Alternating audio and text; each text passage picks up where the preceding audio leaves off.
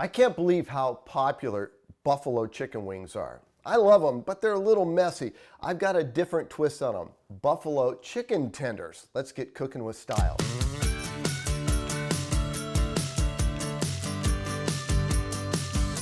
When it comes to seasoning your chicken tenders, most of that's going to come in the buffalo sauce, but getting them ready to cook up is your chicken tenders, a little buttermilk. I like to put them in the buttermilk for about a half hour to let the enzymes start to break down the chicken a little bit. And as far as the batter or the breading, it's salt, pepper, and flour, and you just whisk that together so you can dredge it through your chicken and buttermilk. So you take your buttermilk chicken tenders, get most of the milk off of them, and we're just going to drop them in like this. Get most of that liquid off of there. And then we're putting them in the flour, and now we're going to toss them around. And I've got my oil already heated up to about a medium-high temperature.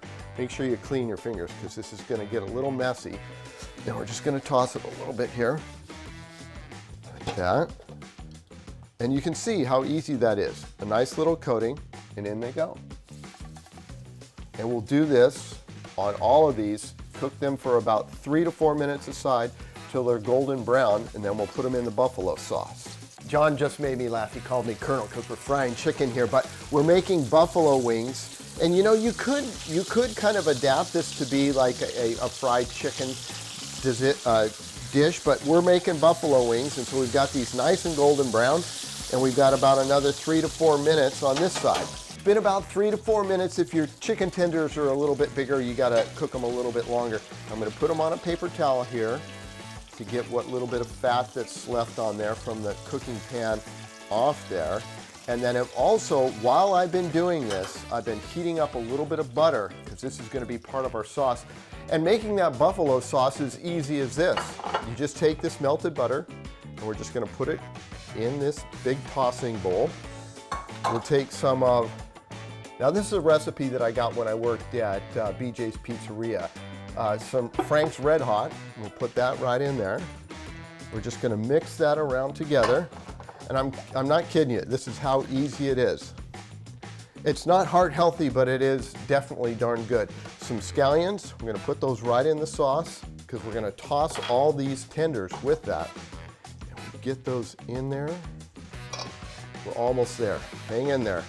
I know your mouth is watering. Mine is too. Got my relish tray all set up to go here. Roll those guys in there like so. I'm just gonna put them down on the plate. Now this could be for one, this could be for two. I don't know, once you have it, you probably won't want to share it.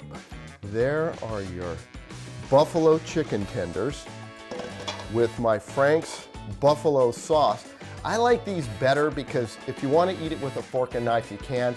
And sometimes using a bone or eating them off the bone is a little difficult. Of course, you've got to have your blue cheese, celery. I've got my heirloom carrots. This is a perfect dish for the playoffs and into the Super Bowl. If you'd like this recipe and all the ones we're making here on Cooking with Styles, go to cbs8.com/recipes. I don't know if this is cooking with elegance, but it sure is good.